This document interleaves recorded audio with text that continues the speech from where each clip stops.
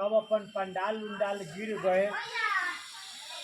अब सब रेडी हो गए बा, जग के सामान, जग के सब मैंने जग के व्यवस्था सब हो गई बा। अब खाली अब हवन कुंड में हवन डाल के अब तो वहाँ से चालू होखला। अब यह काम बाकी रह तले के तरुका कहीं भी रहे ओकरा मालूम चल जाए तो तीने डेग में हाजिर हो जाए। नाश करे तीने डेग में आके तो हंस नहस कह के चले।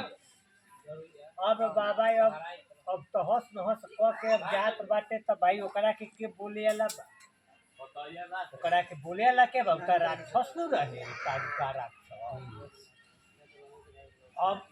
अब ताकत ओकरा बड़ी बोल दम तो हईले नहीं के बोले के बोलत बारी। तब जब इतना बड़का काम जब नहस कहता तो हम कुछ बोले तो घूम के आके मारे में उसका नाबर बा। बस का भइल कि अब ताकते रह जा मुनि बाबा पीछे से ताकते ताकते अपन चल जाए। अब ऊपर से का होके ऊपर से का होके फिर कुछ दिन के बाद में फिर अब ठंडा गइल बड़ा फिर तुरंते कोई के पास में जाई चंदा न तो दी। अब फिर कुछ दिन के बाद में अपन घूमत तारन चंदा असुले खातिर। चंदा असुल के फिर अपन जग शुरू पहले करे खातिर अपन तैयारी कर लेला। फिर अब वह खाली सुहा करे के बाकी बात सब कुछ रेडिये बा, जग चालू हो जाई सुहा। अब ऊपर से का भइल कि फिर वो ओकरा मालूम चल गल तो 3 डेग में कहीं रहे, कहीं से 3 डेग में पहुँचिए जाए।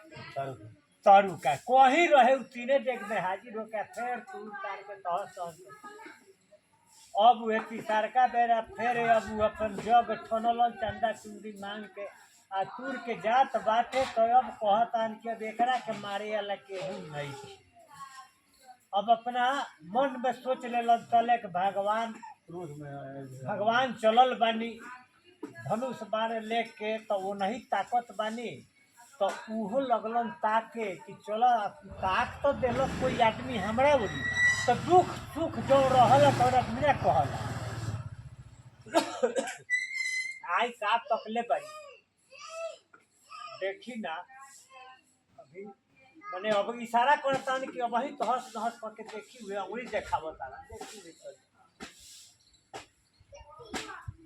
भगवान देखनी कि भाई छस है बस निकलनी बान या मरनी नाभि में बस वही जना नाच के तो देखी कौनो काम अच्छा करे तो ऊ तो भइल तो पानी आनी तूफान आए तो पानी बढ़